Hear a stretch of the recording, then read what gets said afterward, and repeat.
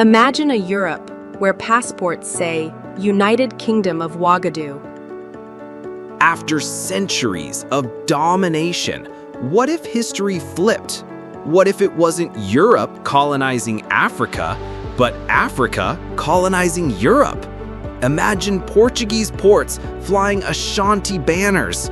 Picture Paris transformed into the heart of the Mali Empire. Today, we're diving into an alternate timeline where the balance of power was reversed and the future of our world reshaped forever. African metallurgy plus Islamic astronomy equals a 50-year tech lead. To understand this reversal, we must first reframe the 1400s. While Europe struggled with plagues and fractured kingdoms, Africa thrived. From Mali's golden Timbuktu universities to Ethiopia's fortified highlands, powerful states commanded wealth, trade, and knowledge. The question isn't if Africa had the means, it's what might have happened if geography, technology, and ambition aligned differently.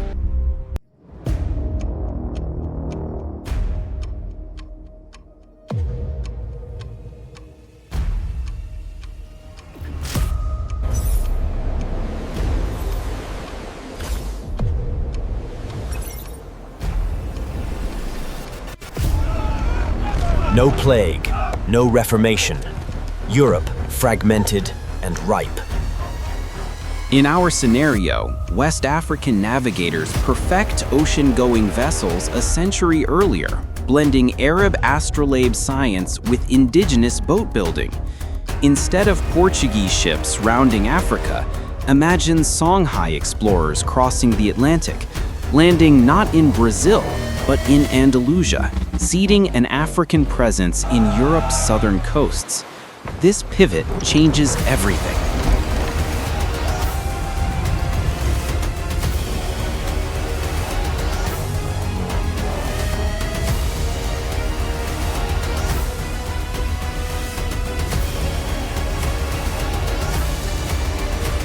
Instead of Berlin 1884, we get Seville 1450. By the 1500s, African empires carve footholds across Iberia, France, and Italy. Cities like Lisbon and Barcelona fall under new rulers, taxes redirected, cathedrals repurposed, languages absorbed into Mande and Swahili dialects. Unlike European colonial brutality overseas, African rule emphasizes assimilation, trade monopolies, and knowledge transfer. Europe becomes the resource frontier, its timber, iron, and fertile valleys exploited for African expansion.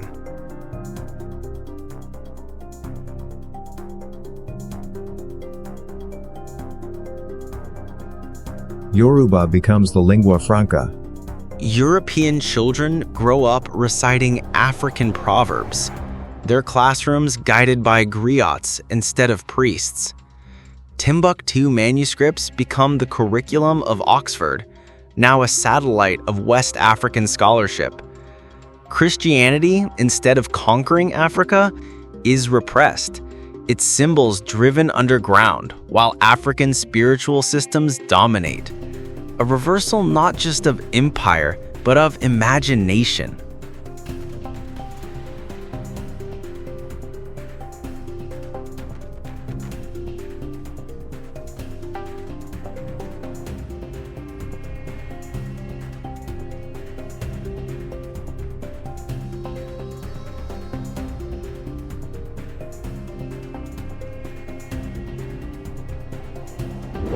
By 1700, African economies outpace Europe twofold. Of course, Europe resists. Rebellions flare from the Alps to Scandinavia. Yet centuries of occupation create hybrids. Afro-European elites, mixed languages, new art forms blending Gothic stonework with Sahelian mud brick design. Over time, an uneasy balance emerges. African dominance shaping Europe while being reshaped in return. Colonization becomes a two-way mirror.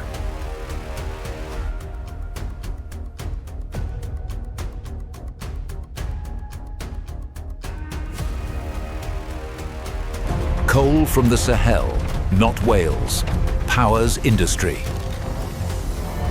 Shift the lens wider. Africa, not Europe, builds transatlantic empires. New York is a Wolof trading colony.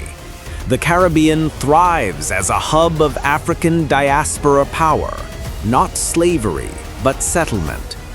Europe becomes the global south of this reality, exporting raw goods and labor to fuel African metropolis. The modern world system inverts, wealth flowing south to north, not the reverse.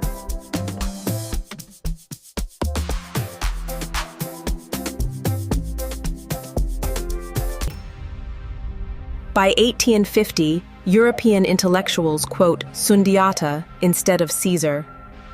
How does science evolve in this timeline? With African states funding exploration and scholarship, astronomy flourishes in Cairo and Lagos. The steam engine isn't pioneered in Britain, but in Senegal's river trade. Industrial revolutions begin in Africa, spreading northward. By the 1800s, Berlin is a provincial outpost while Accra rivals London's place in our real timeline as a capital of empire.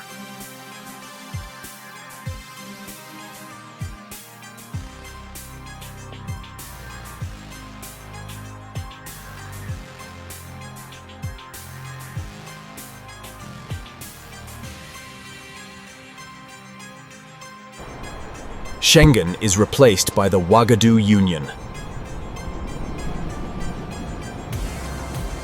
Fast forward, world wars erupt not from Berlin and Paris, but from African rivalries spilling into Europe. European independence movements mirror African liberation struggles of our timeline. The Cold War?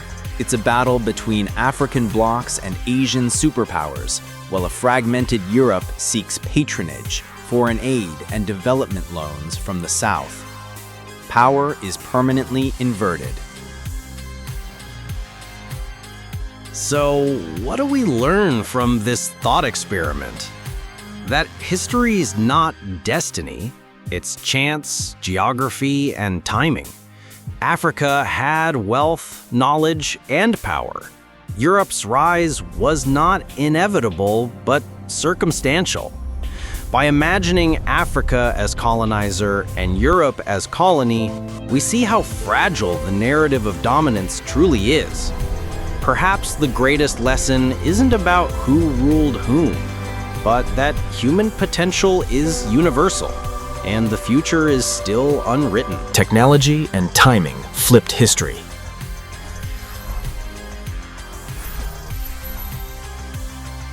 Comment Africa 2025 for the timeline PDF.